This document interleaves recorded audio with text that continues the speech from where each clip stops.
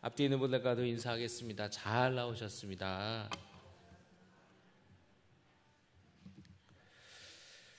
오늘 시편 134편의 말씀을 통해 함께 은혜를 나누기를 원합니다. 시편 120편에서부터 시편 134편까지의 표제어를 보면은 성전에 올라가는 노래라고 쓰여 있죠. 이 14개의 시편이 성전에 올라가는 노래입니다. 바빌론 포로로 끌려갔던 백성들이 돌아오면서 불렀던 노래이기도 하고, 절기를 지키기 위해서 예루살렘 성전으로 순례 여정을 향했던 백성들이 성전에 가기까지, 예루살렘에 도착할 때까지 불렀던 노래이기도 해요. 오랜 시간 동안에 이 노래들이 함께 쓰여지고 또 불려지고 해서 시편에 이제 들어오게 되었습니다. 오늘 시편 134편은 그 성전에 올라가는 노래, 바벨론 포로에서 예루살렘으로 귀환할 때 불렀던 그 노래, 또 하나님께 예배하기 위해 불렀던 그 노래 중에서 마지막 시편입니다. 드디어 오랜 순례 여정을 마치고 예루살렘 성전에 이스라엘 백성들이 도착을 했습니다. 예루살렘에 도착하여서 기쁨으로 하나님을 예배하고 절기를 지키는데, 여러분이 예배는 낮에만 드렸던 것이 아니라 저녁에도 예배를 드렸어요. 이 제사장들이나 레위 사람들이 낮밤으로 제사를 드렸습니다. 저녁 예배 때에 이 백성들이 모인 거예요. 우리가 오늘 저녁에도 함께 모인 것처럼 저녁에 예배를 드리기 위해서 이스라엘 백성들이 모인 겁니다. 그 모인 백성들에게 제사장이 나와서 백성들에게 말씀을 하는 겁니다. 저녁에 하나님을 예배하기 위해 모인 백성들에게 뭐라고 이야기를 했냐면, 하나님을 송축하라, 그렇게 선포했습니다. 따라합니다. 하나님을 송축하라. 할렐루야. 1절의 말씀 우리 같이 읽겠습니다. 시작.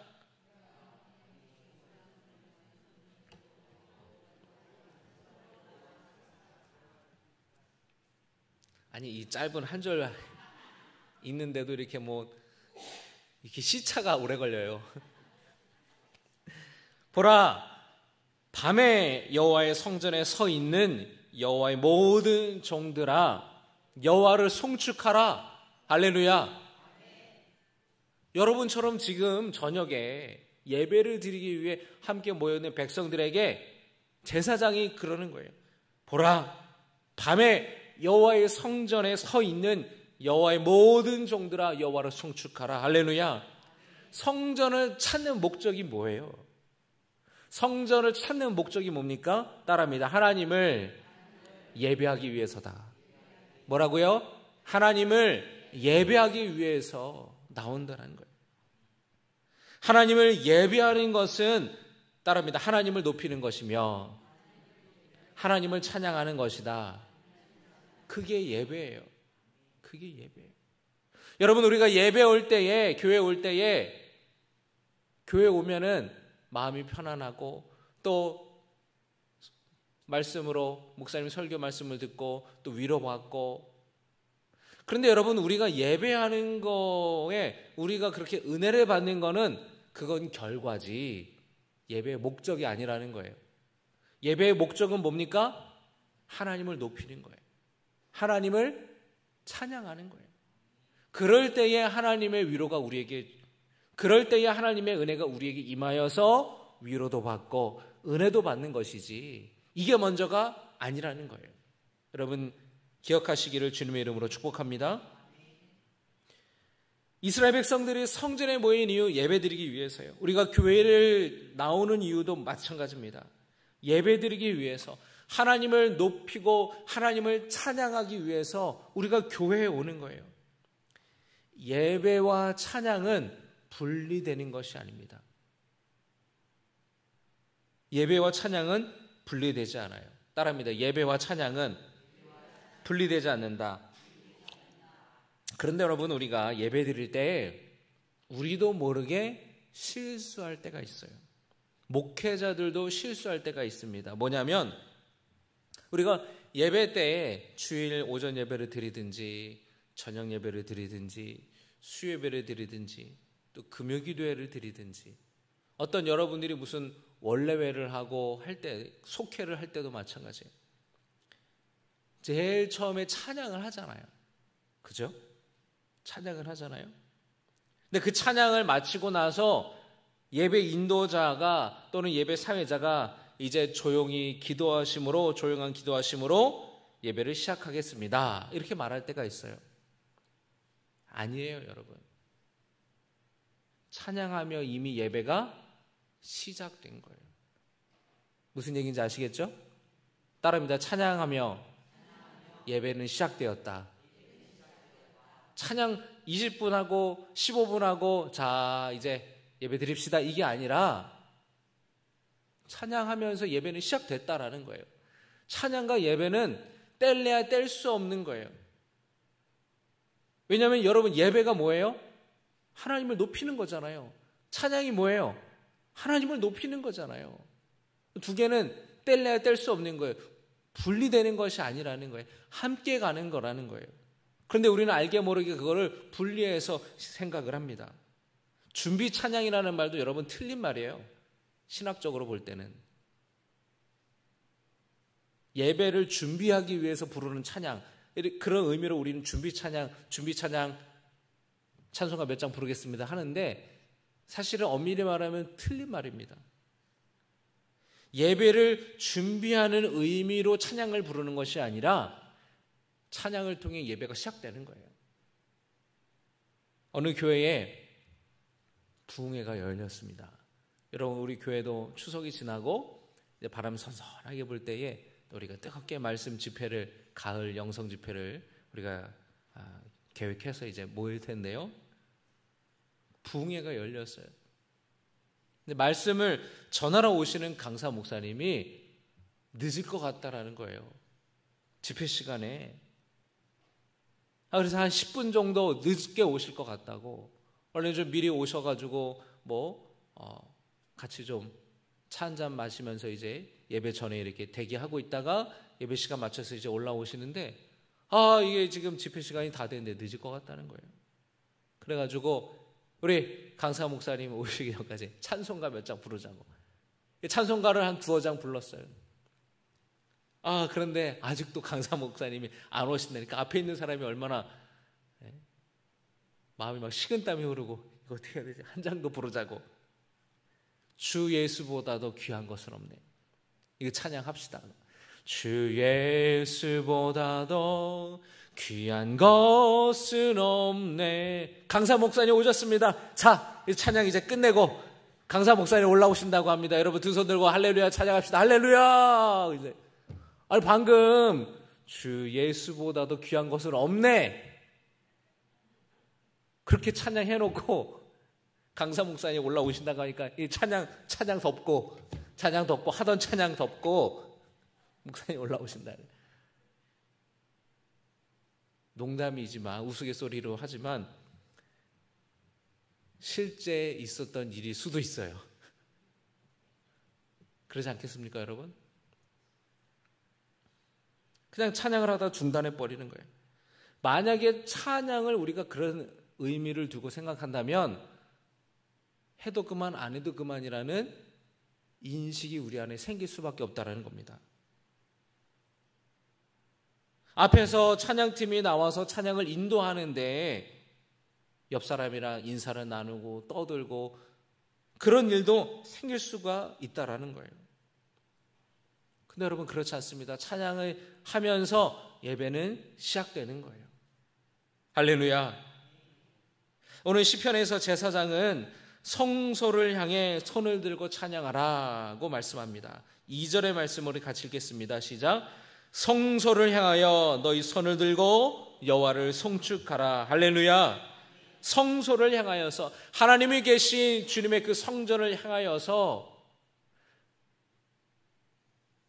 손을 들고 하나님을 찬양하라는 거예요. 여러분이 성전의 구조를 보면은요, 성전 이전에는 회막이 있었죠. 회막이라고 하기도 하고 장막이라고 하기도 하고 요즘 말로 텐트예요. 텐트. 천막을 쳐놓고 옛날에 유목민이었으니까 이스라엘 백성들이 천막 치고 살았잖아요. 여기서 여기저기로 옮겨 다녔으니까 하나님을 모시던 하나님을 모실 때도 천막이 모셨다라는 거예요. 그래서 그 천막에 구분이 되어 있었어요. 예루살렘의 성전도 마찬가지입니다. 예루살렘의 성전도 건물 안에 담벼락이 이렇게 있고 그 건물 안에 성소가 있고 지성소가 있었어요. 그래서 구분했어요. 여기는 이방인들은 여기까지 올 수 있다. 여기는 여인들은 여기까지 올 수 있다. 여기는 못 들어오고 여기는 제사장만 들어가는. 그리고 마지막에 지성소는 제사장도 들어갈 수 없는 곳이었어요. 그 1년에 한 번 대속제일에만 대제사장이 지성소에 들어갈 수 있었어요. 근데 그 지성소에 법궤를 모셔놓고 그 법궤 안에는 뭐가 있었습니까? 십계명이 적혀있는 두 돌판, 만나를 담은 항아리, 쌍난 지팡이. 그 하나님의 말씀, 하나님의 언약이 새겨져 있는 그 법궤를 가장 예루살렘 성전의 깊숙한 곳에 모셔놨다는 거예요. 하나님이 임재하시는, 하나님이 머무시는 그곳을 바라보면서 두 손을 들고 하나님을 찬양하라고 제사장이 백성들에게 선포하고 있는 거예요. 여러분, 이 두 손을 든다라는 게 무슨 뜻이냐면 따라합니다. 하나님께 항복하는 것이다. 여러분, 무기를 내려놓고 전쟁에서 두 손 들고 항복하잖아요. 그죠? 항복하잖아요. 두 손을 든다라는 것은 어떤 뜻이라고요? 항복한다라는 뜻이에요. 하나님께 손을 들고 나아가는 거예요. 하나님, 나는 항복합니다. 하나님께 항복합니다. 여러분, 항복하고 패하는 것을 원하는 사람은 없을 거예요. 다 승리하기를 원해요. 다 정복하기를 원합니다. 이기고 싶어요. 그런데 우리는 하나님께는 항복하는 인생이 되어야 돼요. 하나님께 항복하는 것은 무척이나 중요합니다. 전쟁에서 항복하는 게 무슨 뜻이에요, 여러분? 내 생명을 당신 손에 맡긴다라는 뜻이에요. 나는 패배했습니다. 나는 졌습니다. 당신이 나의 생명은 당신의 겁니다. 그게 항복의 의미이잖아요. 내 모든 것을 다 드리는 거잖아요. 내 나라도, 내 땅도, 내 모든 것도 다 승리자에게 바친다라는 뜻이지 아닙니까? 항복한다는 것이. 마찬가지예요. 우리가 하나님께 두 손을 들고 하나님을 찬양한다는 것은 하나님께 항복한다는 뜻인데, 하나님께 항복한다는 뜻은 내 생명을 하나님께 맡긴다라는 뜻이에요. 나 자신을 하나님께 내어 드린다라는 뜻입니다. 서두르고 조급해하면서 내 힘으로 어떻게 하려고 애쓰는 것이 아니라 하나님을 신뢰함으로 내 삶을, 내 문제를 주님께 맡기는 것. 그것이 바로 두 손 들고 하나님을 찬양하는 것, 하나님께 항복한다라는 의미가 있는 것이에요. 여러분은 여러분의 인생을 온전히 하나님께 맡기셨습니까? 여러분은 여러분의 삶을 하나님께 나아갈 때에 두 손 들고 하나님께 항복합니다. 하나님, 모든 것 주님께 맡깁니다. 주님이 알아서 하세요. 나는 주님을 신뢰합니다. 주님이 알아서 하세요. 주님께 맡깁니다. 그렇게 고백하고 있습니까? 이것만은 안 돼요, 주님. 이것만은 안 돼요. 오히려 우리는 하나님께 항복하는 것이 아니라 하나님을 이기려고 하고 내 뜻대로 좌지우지하려고 하고 하나님을 조종하려고 하고 내 원하는 대로 그렇게 살려고 하는 모습이 우리 안에 있지는 않은지, 오늘 말씀을 통해 우리의 삶을 돌아보기를 원합니다. 여러분, 우리는 더 많이 노력하기보다는 더 많이 신뢰하는 사람들이 되어야 돼요. 우리가 두 손 들고 하나님을 찬양할 때에 이 믿음의 고백이 있으면 좋겠습니다. 하나님, 나는 하나님께 항복합니다. 하나님 손에 내 인생을 맡깁니다. 하나님 손에 나의 가정도 맡깁니다. 하나님 손에 나의 일터와 직장과 생업도 주님께 맡깁니다. 주님을 신뢰합니다. 그렇게 믿음으로 고백하는 우리 모두가 되기를 주님의 이름으로 축복합니다. 한번 따라하시기 바랍니다. 손을 드는 것은 우리의 마음을 따릅니다. 우리의 마음을 드리는 것이다. 하나님께 두 손 들고 찬양하는 것은 우리의 마음과 정성을 다해서 하나님을 높여드리는 거예요. 나의 마음을 주님께 드리는 거예요. 여러분, 찬양할 때 우리는 정말로 우리의 마음을 다해서 정성을 다해서 내 마음을 하나님께 드리고 있는지 그거를 우리는 돌아봐야 됩니다. 우리의 마음을 주님 앞에 올려드리지 못한다면 아무리 좋은 악기로 연주하더라도 하나님을 기쁘시게 할 수 없어요. 우리 마음에 거룩하신 하나님을 경외하며 하나님을 높이며 하나님이 내 삶 속에 행하신 놀라운 일들에 대해서 감사하는 마음이 있는지 여러분의 마음을 살펴보시기 바랍니다.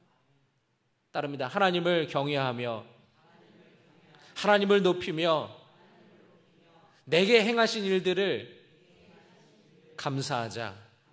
할렐루야. 정말로 우리의 마음 안에 거룩하신 하나님을 경외하고 하나님을 높이며 하나님이 내게 행하신 일들에 대해서 감사하는 그 마음이 있다면 비록 악기 하나 없는 찬양이라 할지라도 하나님은 기뻐 받으실 거예요. 우리의 찬양이 음정 박자 틀리고 엉터리를 부를지라도 하나님이 그 찬양을 받으실 겁니다. 할렐루야. 여러분 생각해 보세요. 아이가 한 3살짜리, 한 4살짜리 아이가 얼마나 여러분 귀여워요. 여러분 손주들 생각해 보세요. 여러분 자식들 생각해 보세요. 얼마나 이쁘고 귀여워요. 근데 그 아이가 노래를 부를 때에 가수처럼 그렇게 따라 부르는 자녀들이 있어요. 그렇게 부르는 게 이상한 거예요. 발음도 부정확해요. 근데 그거를 막 어떻게든지 막 노래를 부르려고 그러면은 그 모습이 얼마나 이쁜지. 아빠 힘내세요. 우리가 있잖아요. 아빠 힘내세요. 우리가 있어요. 무슨 일이 생겼나요? 어떤 걱정이 있나요? 그러면은 이 아빠들이 그냥 딸이 그런 노래를 부른다고 생각해봐. 그 아빠 마음이 그냥 해벌쭉 해가지고 그냥 막 그냥 딸바보예요, 딸바보. 그렇게 되는 거예요. 한 집사님은 안 그래요? 네? 나윤유 보면서 그러지 않냐고요. 네. 그냥 뭐 딸바보가 되는 거예요, 아빠들이. 아기가 그렇게 노래를 하면은 그게 뭐 음정이 틀리기도 하고 박자가 틀리기도 하고 또 이렇게 그 가사를 틀리기도 하고. 그런데 그 모습이 얼마나 부모 보기에 할머니 할아버지 보기에 얼마나 이뻐요. 그러니까 그게 중요한 게 아니라는 거예요. 정말 중요한 거는 그 마음. 하나님은 마음의 중심을 보시는 분이시잖아요. 음정 박자 보시는 분 아니잖아요. 노래방에서 노래 다 부르고 나면은 95점 나오고 98점 나오고 노력이 더 필요하네요. 76점 나오고. 하나님이 그런 거를 가지고 여러분 점수를 매기고 그러시는 분 아니시잖아요. 우리의 마음의 중심을 보시는 분, 우리의 마음에 하나님을 높이고 하나님을 경외하고 하나님을 존중하고 존경하는 마음이 있고 감사하는 마음이 있고 그렇게 찬양하면은 비록 음정 박자 틀려도 모든 노래를 한음으로 부를지라도 하나님이 기뻐 받으시고 하나님이 웃으신다라는 것, 여러분 믿으시기를 주님의 이름으로 축복합니다. 반대로 아무리 좋은 악기와 좋은 연주와 뛰어난 음향 시스템이 있을지라도 그 찬양을 연주하고 부르는 사람들의 마음 가운데에 하나님을 경외하는 마음과 하나님을 높이는 마음과 하나님께 감사하는 마음이 없다면 하나님은 그 찬양을 받지 않으신다는 거예요. 형식적으로 부른다면 하나님을 기쁘시게 할 수 없습니다. 마태복음 6장 7절에 예수님께서 말씀하셨습니다. 또 기도할 때에 이방인과 같이 중언부언하지 말라. 그들은 말이 많이 하여야 들으실 줄 생각하느니라. 여러분이 찬양의 이 말씀을 접목해 보세요. 마음을 다해 찬양하지 않고 상투적으로 부르고 형식적으로 부른다면 중언부언 기도하는 것과 똑같다라는 거예요. 우리의 찬양이. 또 여러분, 그 찬양하는 사람의 마음 가운데에 원망이 있고 불평이 있고 불편한 마음이 있고 짜증난 마음이 있는 채로 찬양한다면 그 찬양 하나님이 기뻐 받으시겠습니까? 그러지 않아요. 그래서 우리는 예배 전에, 찬양하기 전에 언제나 우리의 마음을 살펴보면서 내 마음에 분주한 마음이 있지는 않은지, 내 마음 안에 부정적인 마음이 있지는 않은지, 내 마음에 산란한 마음이 있지 않은지 점검하고, 그리고 그 마음이 있다면 우리의 마음을 정리하고 정돈해서 우리의 마음이 온전히 하나님께 향하는 마음이 될 수 있도록 준비해야 되는 거예요. 부부싸움에서 앉아있을지라도, 오늘 짜증나는 일이 있었을지라도 그 마음을 내려놓고 온전히 하나님께만 내 마음이 향하도록, 그런 찬양을 드릴 수 있도록, 그런 예배를 드릴 수 있도록 우리는 우리의 마음을 찬양하기 전에, 예배하기 전에 그렇게 우리의 마음을 점검해야 된다는 거예요. 그렇게 여러분 기도하면서 여러분의 마음을 모으고 찬양하며 예배하며 하나님께 나아가는 성도 되시기를 주님의 이름으로 축복합니다. 여러분, 예배 전에 성도님들끼리 일주일에 한 번 만나서, 며칠 만에 만나서 서로 어떻게 지내느냐고 대화 나누는 것도, 인사 나누는 것도 좋아요. 중요해요. 그런데 우리 마음을 하나님께로 향하는 것이 훨씬 더 중요합니다. 예배 직전까지 스마트폰 들여다보기보다는 최소 10분 전에는 조용히 마음을 정돈하는 것이 우리가 하나님께로 온전한 예배를 드릴 수 있도록 하나님께 우리의 마음을 향하는 데에 굉장히 중요한 일이 된다는 거예요. 우리 찬양팀들도 마찬가지예요. 10분 전까지는 찬양 연습 다 하고 10분 전부터는 찬양을 준비하는 마음을 모으시기를 바랍니다. 직전까지 혼자서 이렇게 악기 연습하고 그런 것보다는 10분 전까지 다 끝내놓고 10분 동안은 찬양을 준비하기 위한 마음을 우리가 정리하는 게 좋아요. 그래서 여러분, 우리가 한 곡을 찬양하더라도 가사 하나하나를 깊이 묵상하면서 우리 목소리로만이 아닌 우리의 마음으로, 우리의 정성으로 하나님을 높여드리는 예배자가 되기를, 찬양하는 사람이 되기를 주님의 이름으로 부탁을 드립니다. 그렇게 찬양하고 예배하는 자들에게 하나님께서 복 주신다고 오늘 이 시편의 제사장은 선포하는 거예요. 3절의 말씀을 같이 읽겠습니다. 3절입니다. 시작. 할렐루야. 우리 찬양을 받으시는 하나님께서는 어떤 분이십니까? 천지를 지으신 창조주 하나님이시라는 거예요. 여러분, 천지를 지으셨다, 하나님의 창조주시라는 것은 하나님이 전능하신 분이라는 걸 찬양하는 겁니다. 할렐루야. 그 하나님께서 시온에서 복을 주신다고 말씀하셨어요. 시온은 바로 하나님이 임재하시는 예루살렘 성전을 가리키는 겁니다. 뿐만 아니라 하나님을 만나는, 하나님 임재하시는 교회, 예배 시간이 바로 그 시온이라는 것을 믿으시기 바랍니다. 하나님을 만나는 곳이 바로 이곳이 시온이고, 이곳에서 하나님이 하나님의 복을 주신다라는 거예요. 어떤 사람에게? 두 손 들고 하나님께 항복한다고, 그리고 두 손 들고 나의 마음을 주님 앞에 올려드린다고, 그리고 하나님을 찬양하면서 우리의 마음을 올려드리고 거룩하신 하나님을 경외하는 마음으로, 하나님을 높이는 마음으로, 그렇게 우리가 감사하는 마음으로 찬양할 때에 그 예비하는 자에게, 그 전심으로 하나님을 찬양하는 자에게 하나님은 복 주신다라는 거예요. 할렐루야.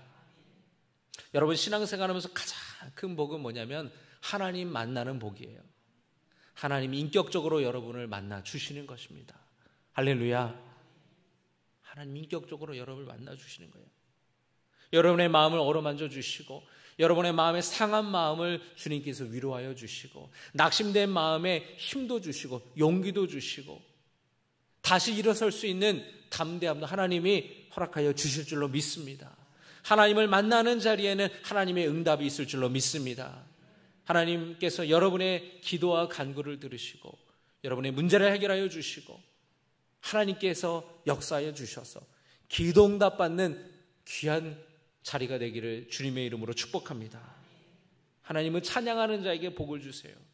하나님은 예배하는 자에게 복을 주십니다. 전심으로 찬양하고 전심으로 예배하여서 하나님이 주시는 놀라운 복을 받으시기를 주의 이름으로 축복합니다. 하나님의 시간마다 하나님을 만나고 하나님의 어루만져 주심을, 하나님의 손길을 경험한다는 것은 너무나 놀라운 축복이라는 거예요.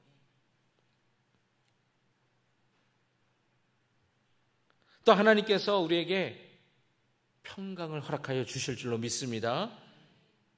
여러분, 오늘 134편의 말씀을 봤는데 제가 참 좋아하는 시편 중에 131편이 참 좋아하는 시편 중에 하나인데요. 131편 2절의 말씀을 보면은 다윗이 이렇게 고백합니다. 실로 내가 내 영혼으로 고요하고 평온하게 하기를 젖된 아이가 그의 어머니 품에 있음 같게 하였나니 내 영혼이 젖된 아이와 같도다. 할렐루야. 지금 다윗이 고백하는 자기 자신의 영혼의 상태가 이렇다라는 겁니다. 2절의 말씀 계속 화면에 띄워주세요. 한번 여러분 보세요. 아기가, 갓난 아기가 있어요. 갓난 아기가. 젖먹이 아이가 있어요.